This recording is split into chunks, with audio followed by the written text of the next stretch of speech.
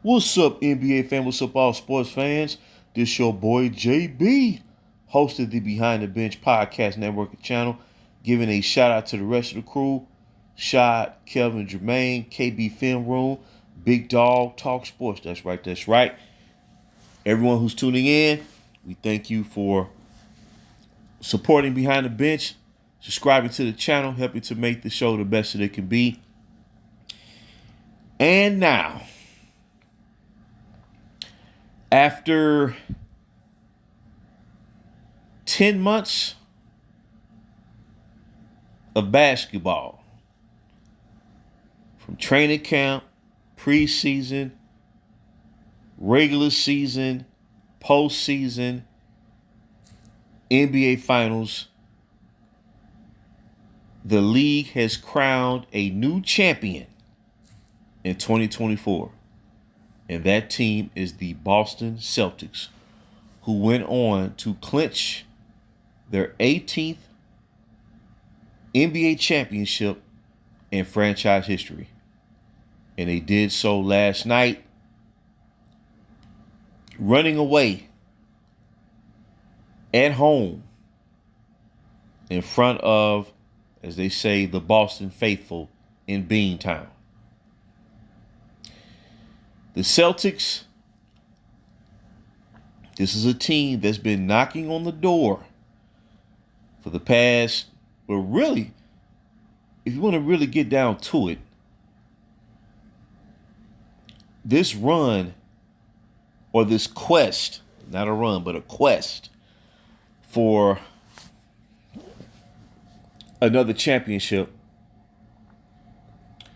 in the fabled history of the Celtics started 2016 and 2017, drafting Jalen Brown and Jayson Tatum. Now, Marcus Smart was already playing for the team before those two cornerstone figures was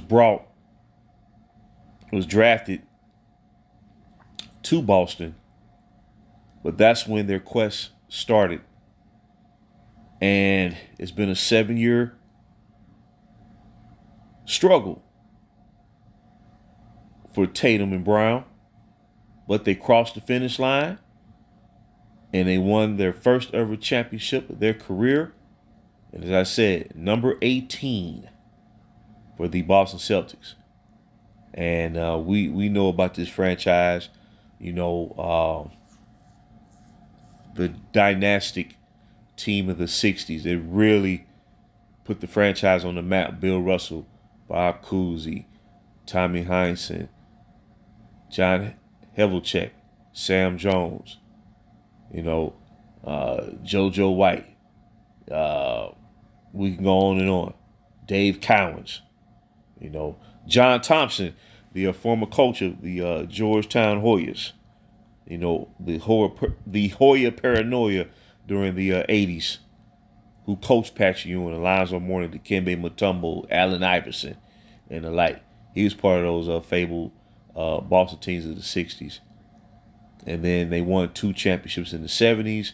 And then, of course, the 80s Celtics, Larry Bird, Kevin McHale, Robert Parrish, Dennis Johnson, Danny Ainge. And then after Larry Bird, which ironically, surprisingly, won his last championship in 1986, where that Celtics team finished 67-15, went 40-1 at home. They lost one game at home all that year, and they had a postseason for the ages, postseason run going 15-3 to win the championship. Historically considered one of the top 3 single season greatest championship teams of all time. And then 22 years followed before winning their next championship in 2008, led by Paul Pierce, Kevin Garnett, Ray Allen, Rajon Rondo. And 16 years later, they break through again, led by Jayson Tatum, Jalen Brown, and the like. And look, all I gotta say is this: when you're a fan, like I said,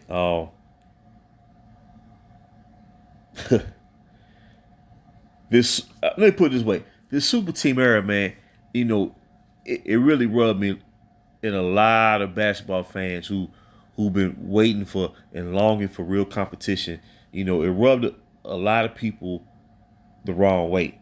When you see superstars join forces, man, and try to take their shortcut and try to run the table, it really changed the entire dynamic of the league and impacted every fabric of basketball pertaining to professional basketball players and what's expected of a superstar. It totally changed that perspective. But we're slowly regaining that, and the postseason of the past 4 years is proving that. So it's a gradual return back, but eventually it will gravitate back to what it's supposed to be. And now the Boston Celtics are the latest champion to lead the league back to that previous state. And they did so last night. And they beat the Dallas Mavericks for the crown and winning this series 4-1. And last night they defeated Dallas by the score 106-88 with Jayson Tatum leading the way, 31 points, 8 rebounds, 11 assists.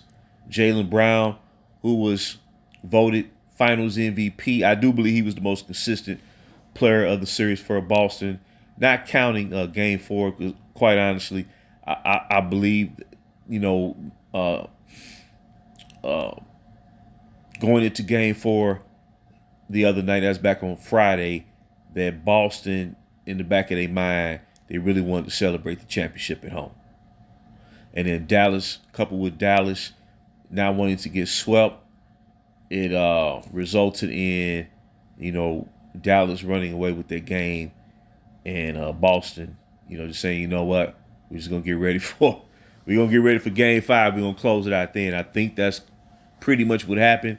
But nonetheless, Drew Holiday, he was a key acquisition prior to the start of this season after playing the previous 3 seasons with the Milwaukee Bucks. And, Drew is a real one because he spent a lot of years playing for the New Orleans Pelicans, and he represented that franchise well. And they did him right, putting him in position to win a championship by trading to Milwaukee. And he helped Milwaukee, along with superstar Giannis Antetokounmpo, win that championship 3 years ago in 2021, the first championship in 50 years for that franchise. That was a beautiful moment, and what Golden State achieved 2 years ago when they returned back to the top after retooling their roster with young players. And then last year, Denver Nuggets, winning their first championship in franchise history, led by Nikola Jokic and Jamal Murray and the like. So it's a lot of positives, man. It's a lot of positives. And Boston is the newly crowned champion. Al Horford, he's been in the league since, I believe, like 2008, after winning back-to-back national championships in college with the University of Florida. And 17-year veteran. And when you see a player that's been in the league that long finally, achieve and just the thrill of victory, man, to finally reach the top, you have to really respect that. And you're happy to see a player like Al Horford, finally win a championship.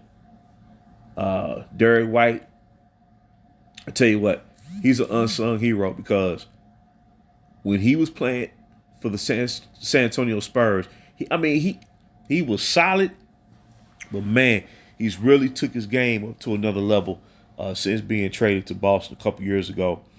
And he kind of puts you in the mind the way he plays. he kind of puts you in the mind of some of those legendary guards for the Celtics. Quite frankly, uh, Dennis Johnson, Sam Jones. You know, history tends to repeat itself in a lot of ways. And Kristaps Porzingis, I tell you what, he made a huge difference in the first two games of this series, where Boston took control by going up 2-0 at home, and his presence on the defensive end. You can tell that his presence out there in the paint, really caused Dallas to question how to attack on offense. And it's good to see a player like Porzingis win a championship. He has a lot of talent. Only thing that's been holding him back is injuries. This is a player who started off with the New York Knicks being drafted. I believe that was in 2014. And, he reached the point where he was averaging like 24 points, 12 rebounds. And this man can shoot. And they call him the unicorn for a reason. So it's good to see him win a championship. And Sam Hauser, he hit timely threes when Boston really started to increase that lead and really take over this game last night. And then Peyton Pritchard, two drafted players, by the way, but that shot he hit at the end of the first half, that 50-footer, and it looked like he did call it.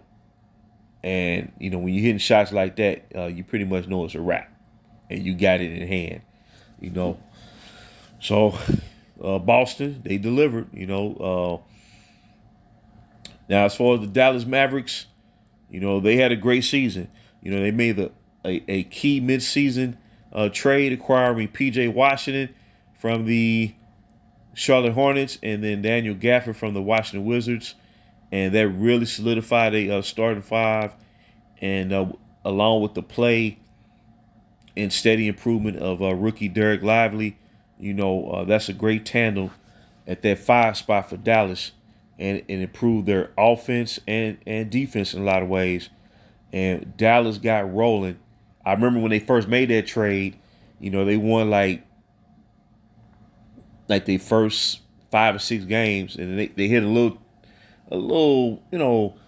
setback because I believe either Luka missed some games to injury or Kyrie. I believe it was Luka.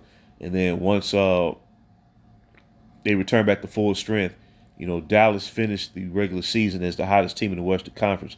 I believe they finished winning 9 out of their last 10 games, and they clinched that 5 seed, and they beat the Los Angeles Clippers in the first round in 6 games. Then they beat a very talented Oklahoma City team, the number 1 seed in the West.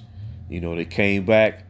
OKC went up in this series, but Dallas, they remain poised, and eventually the inside play, I believe, ultimately won that series for them.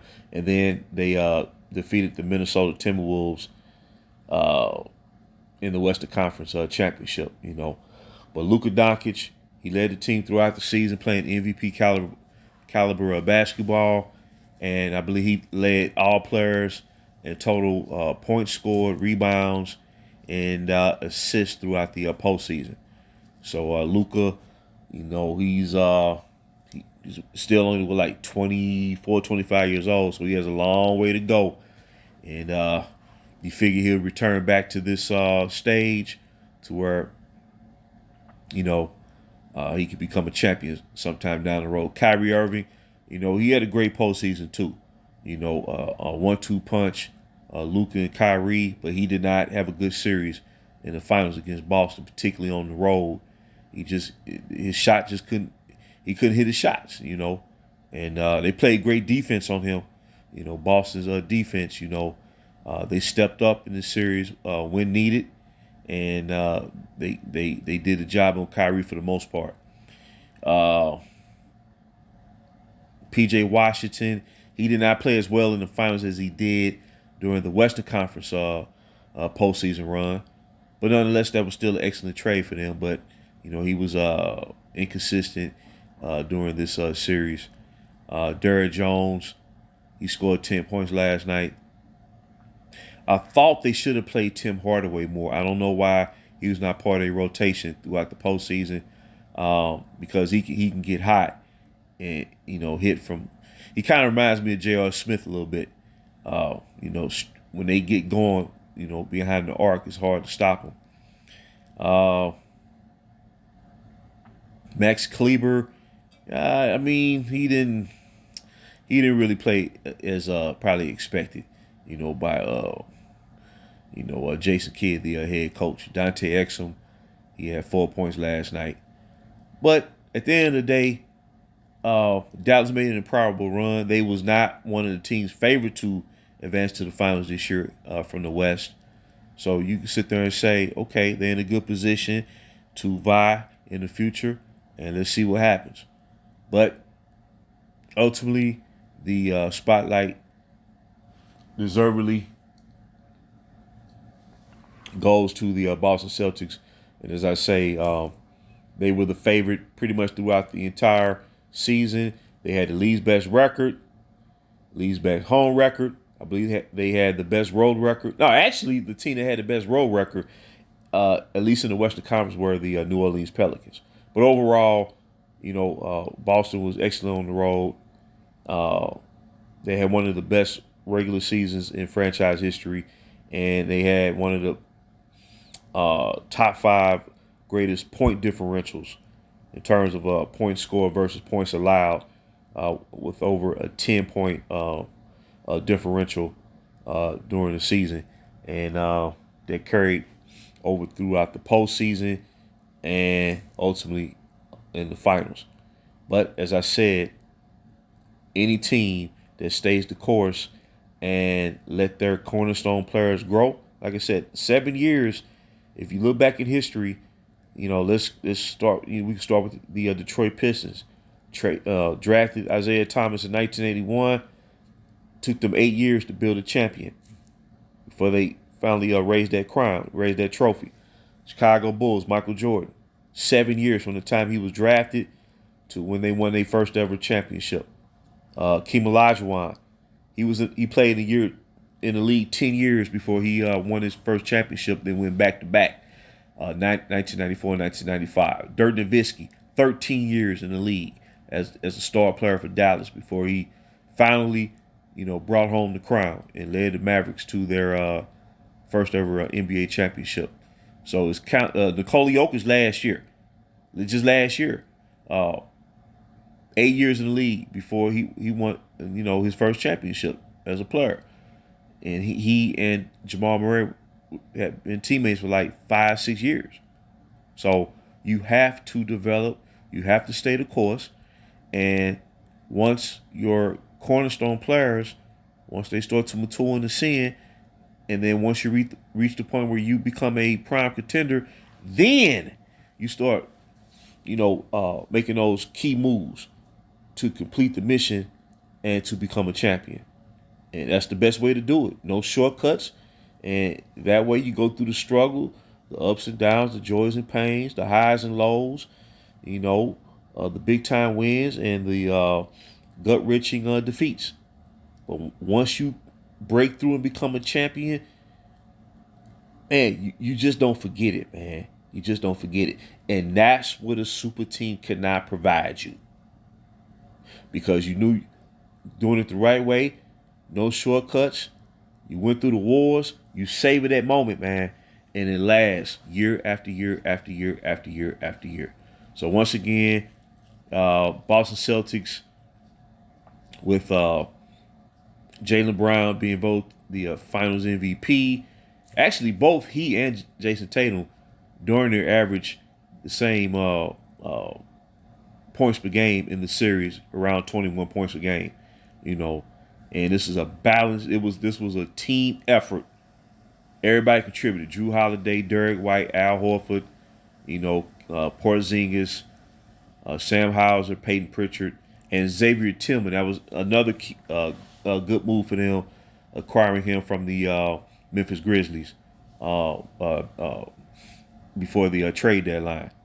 And now they stand as newly crowned champions.